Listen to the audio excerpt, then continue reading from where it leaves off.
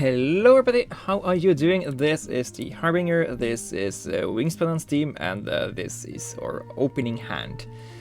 There are quite a few grain caches here. Both of them want grains from the bird feeder, so oh, this one doesn't cache, but so it's a little bit bad to take both of them.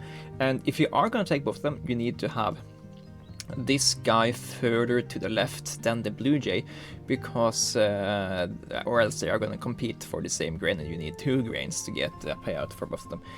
Hooded warbler doesn't do anything for us in the beginning. Count Raggie's Bird of Paradise is a guaranteed cherry producer that can be nice, and the Sprague's Pivot is a bird for the first round and goal. Is there anything in the bird tray? There is the California quail. Okay, that makes everything a lot simpler. And there is a Eurasian nutcracker that we can maybe consider picking up here. It's a very cheap bird for 5 points. That also is a ball nest for the second round and goal. And over the course of the game, if we get a proper engine-esque thing going on in the forest, we can get some additional points by just caching grain by that guy. It's not the best thing to do, but together with the California quail, we at least have a few guaranteed points every turn there. I think we are gonna go with Enclosure Builder here, since we have the California quail accessible to us very early. I think we are mostly not gonna have lots of birds with eggs on them. We're probably gonna do the California quail here. So that's that. Now let's talk about what's not working for this opening here, and that is that we have no birds that can fit in the wetlands here. And to be honest, I don't really like the red-winged parrot for wetlands bird here, so we will have to figure something out there. Okay, given that there's a California quail and that there's a Eurasian nutcracker, should we pick up anything here? And I think we can consider getting the hawkfinch here. He will help us find additional grains, which the nutcracker can turn into additional points, and this guy will just help us also gain that additional food over the course of the game until we can turn that around to become actual points here. And the blue jay kind of does the same thing, except that you have to decide in the moment whether or not you want the grain to be points or not, while the hawkfinch can help you, can let you take the grain first, and later the nutcracker. I mean, I guess the blue jay kind of does the same thing, but as the hawkfinch in that regard, since the nutcracker is the one caching them. But the hawkfinch lets you reset the bird feeder first, and you are much more likely to get the grain than to remember to take the grain all the time later. Do we care about Count Raggie's Bird of Paradise? I don't think we do. He's really expensive to get out, and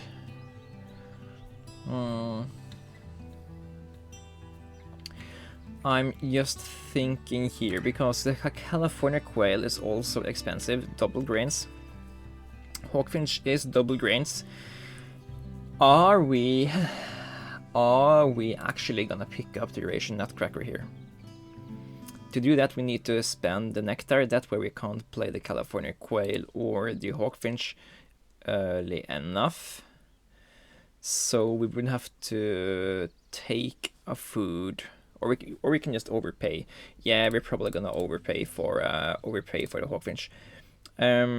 We can also think of it like we are spending a little bit more food to be able to play both of those birds, or we could just not pick the nutcracker. That's also an opportunity. That's actually not the worst thing in the world, not picking this guy. We are probably also going to have to want to to spend more nectars down here later because of the lack of stuff to put into the wetlands. And yeah, Bonanza Eagle is not in the cards for us at the moment. We are just really suffering for the ability to get out additional cards. The bird feeder is nice for us though. We have 2 nectars here and an egg, which is all of these are resources we can use to draw additional cards if we so choose. But let's fill out 2 of these spots in the forest first. That way we can gain a lot more resources every time we go here. Gonna take 2 nectars and hopefully another grain and an egg here. Getting 4 resources a turn now is pretty dope.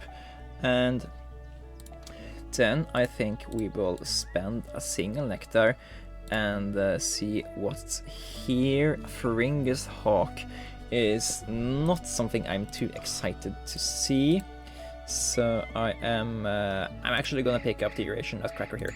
It's not the best thing in the world at this stage here, but this guy gains us a lot of grains, so this guy can also help us get more points down the line. And I'd expect it basically turns this guy into 1-pointer, and I expect we can get 1 or 2 grains every time we reroll the bird feeder. So this is basically a 2-pointer a turn. Once we are up in 5 birds in the forest there. However, we need to find more birds we actually want to play here. Blue-gray gnatcatcher is not that, but fun fact, this is the angriest bird in the entire game. Just look at how angry he is. Okay, now you looked at that. And the red-breasted merganser. Yes, thank you, that's perfect. That's the kind of card I am wanting to see. A card we can put into here that draws us 4 more cards, and we can play the best ones out of those. Now, where are we here? Opponent has 2 eggs in that kind of habit, that kind of nest. I very much would like to match that, so let's go here, pick up some food for the merganser down the line, and I am also going to pick up another grain because that becomes points over the course of the game. And then we will reset the bird feeder, get another grain, then we're gonna lay an egg on the California quail, and we will have the food for the merganser early next round here. Okay, opponent laid more eggs, we can't really deal too much with that, but we kind of forced them to spend their turn doing that rather than to develop their board more. When you have enough eggs to play the birds you want, you don't want to spend an action just laying more eggs, unless you have a really good engine for that, which the opponent does not. So I guess they just want to have a lot of eggs so they can eat eggs while they're drawing more cards. Anyway, we can't really understand too much what the AI is thinking at all times. So currently we have 0 birds with eggs. At some point we're probably gonna have 1 activation here, just to fill up the nutcracker and the hawkfinch with an egg each. And until then we probably want to play out the Ferringus hawk or something. It's decent, but until then let's look at a few more cards here. Okay. I don't care for the Rufus Banded Honeyeater, so that's gonna go into the discard there. And then we have to make some choices. Are we gonna go for an activated forest with Eurasian Nutcracker and stuff, or are we gonna go for a forest where we are happy to play like the Kakapoo and other kinds of stuff? I am very much leaning towards an active forest with the Eurasian Nutcracker and other point-generating birds, so I'm gonna play towards that kind of game plan. But while we're doing that, let's put the ibis down into the wetlands so that we can get some more eggs and just have that guy online for when we want to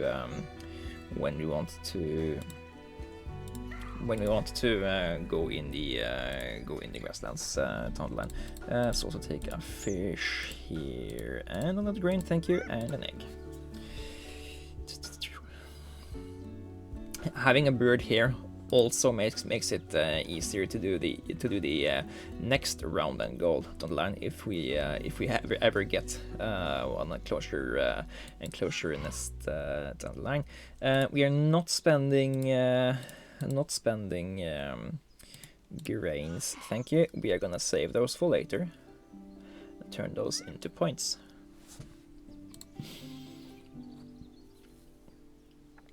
See, they haven't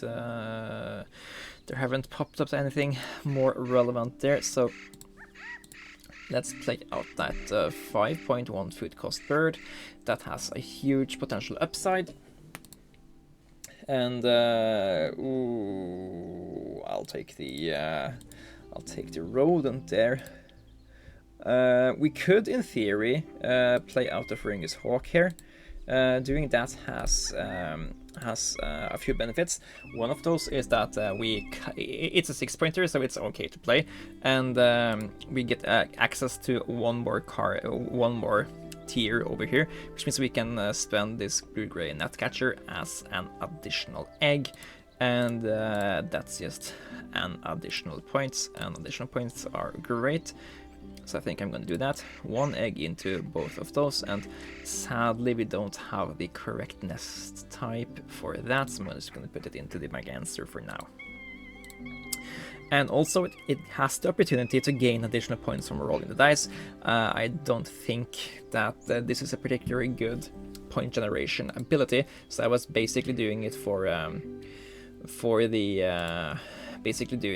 the third column there, but it's nice to get that when we actually could. We're gonna tuck the black-necked stilt here. I think we don't need it for we don't need either of those birds for our game plan, so yes, tucking them for points is better, but I guess the paradise bird is the most likely to be played down the line. Mayor Mitchell's cockatoo is perfect for the kind of thing we are trying to do here. They're also the correct nest type for the next round and goal, but they tuck cards to generate more grains, which we can cache to the nutcracker. So love that, and we'll have to see what more we can get here. Let's sack the Eurasian magpie. Oh, we probably should not have done that. That's another way we could have actually cached food, I think. But yeah, done is done, so we can't do that now. This is another bird that caches grain, but it competes for the grain we can also just pick up from here. So this is kind of an anti-synergy with what we are doing here, so I don't think we are going to be happy about picking up such a bird.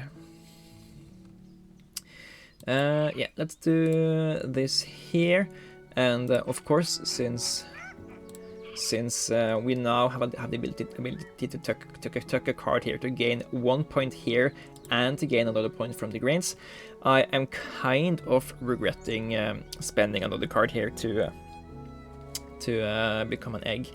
But doing that means we still have 2 eggs here, so it's not the end of the world. Also that was last turn, so we can't really do anything about that. Those points are already gained here. This is also a thing we need to worry about, but let's worry about that when it's more applicable. So, what should we be doing? Should we just go all in for this stuff happening here? We are potentially gaining 1, 2. I'm gonna guess we're getting on average 2 grains from the bird feeder.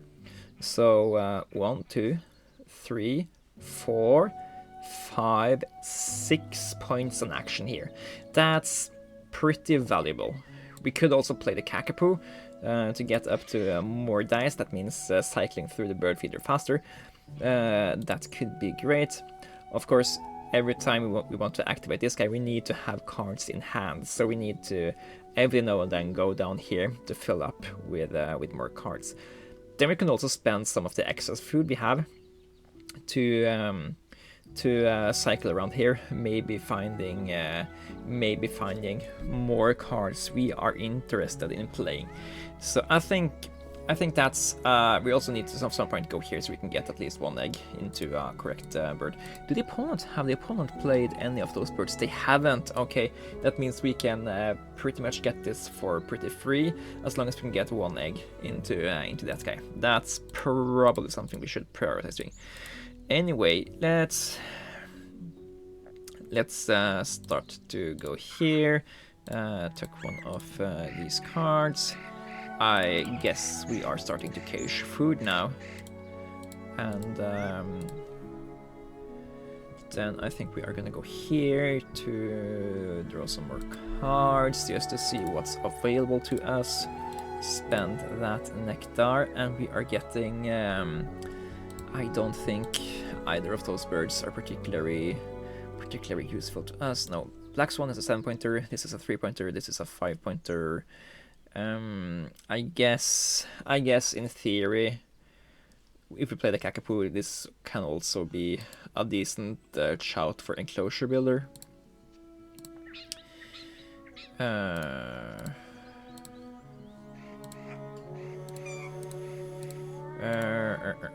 Yeah.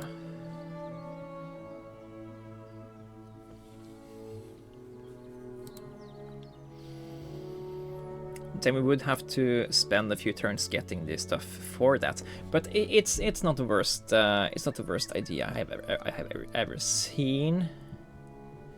Playing out this guy should give us a bonus card that's worth at least 3 points. So this is a 7-pointer.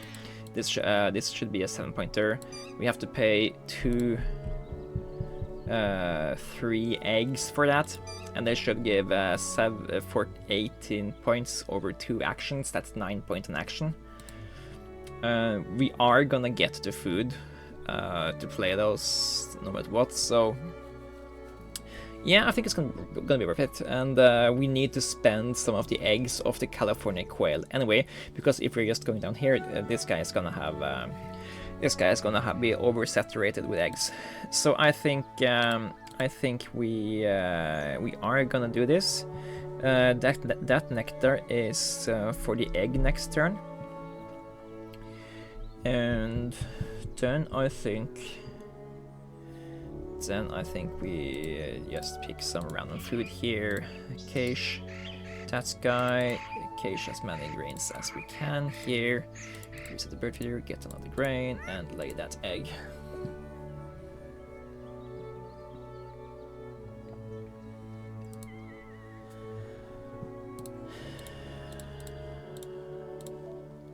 Get the egg into there, and other than that, we are happy with laying eggs anywhere. That's just very lucky. Oh, it's caching from the supply. Okay, check it. We're not gonna play it. Oh, that's potentially great, and it wasn't. It could have been a nice way to gain that final cherry or something we would need for the Kakapo. Maybe we can get it now. We couldn't. Okay. Gold's Finch. Yeah, we're not gonna bother with that guy. He costs a grain and he costs a turn to pick up, and we don't have that. We don't have those turns left there. Should you play the Kakapo? We are overpaying for it, but that's fine-ish. I don't really care about.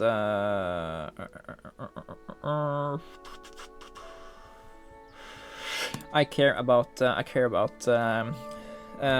We are gonna take additional food anyway that we aren't gonna use for for caching, so we might as well spend the correct food when we can. Ooh, 4 grains, thank you.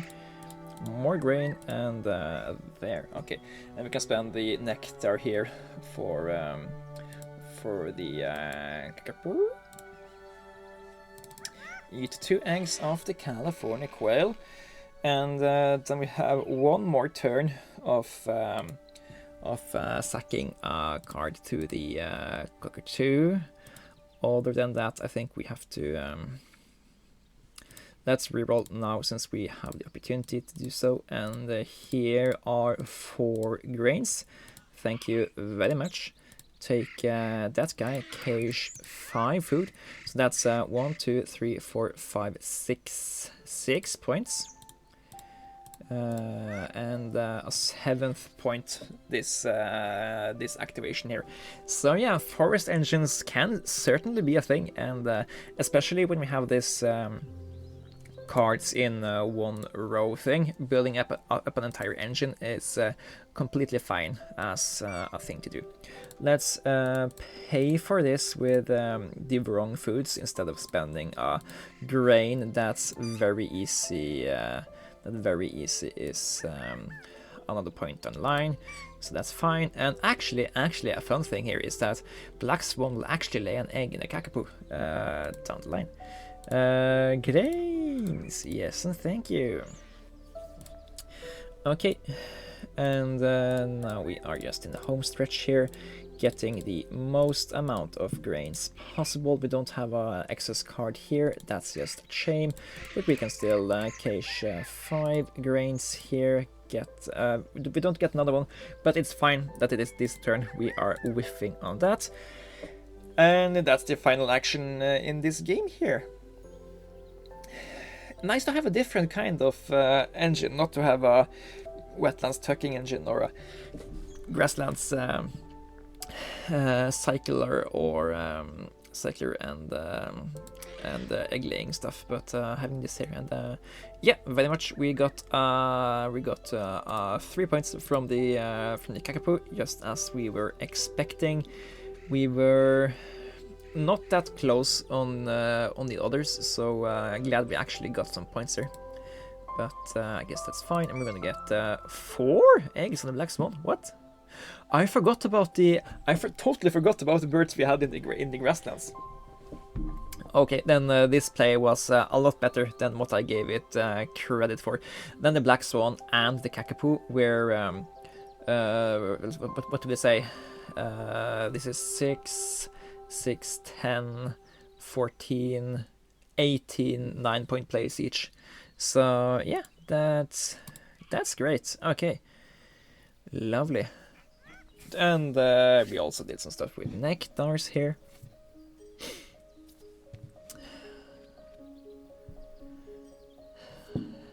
Yeah, I'm very happy about how this game turned out. I hope I'm still gonna be as happy when we are seeing the final score here.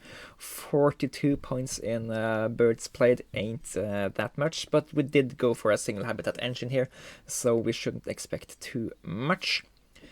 And we also had to spend quite a few turns picking up single cards in the wetlands for a single single card activated ability. So yeah, we did spend quite a few resources doing that, and that doesn't that also resources you spend to generate or to convert them into other resources don't build up your engine as fast. So that's a little bit of what happened here. This I'm guessing this could have been a lot better. Have been a lot better if we just had the red-breasted merganser earlier, because the main thing here is that we spent. I think we spent 3 actions here, just playing that first action, once picking up the quail, and 2 more times just looking for cards, and so there we are gaining 1 resource, and we are changing a nectar or an egg into another resource. So that's a net 1 resource gain, while after we play this guy, we have a net 3 resource gain. And the resource gain is what we can transfer into more eggs, we can transfer into more cards, you can transfer that into having to go here fewer turns to find the stuff you actually care to have. So getting that resource advantage early is pretty neat. I think California Quail and Hawkfinch, having both of those out early, meaning we get 4 resources every time we activate the first, I think that's really important for our success here. And the Eurasian Nutcracker caged how much food here? He caged 5, 10, 15, 19 grains here.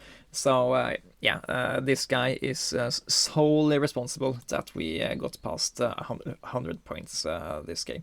Of course, hadn't we played this guy, we would have spent these 19 grains on something else. So we could have gotten to past 100 without that guy also. Anyways, thank you guys so much for watching. This has been the Harbinger. You've been seeing Wingspan on Steam, and I will see you guys in the next one. Bye bye.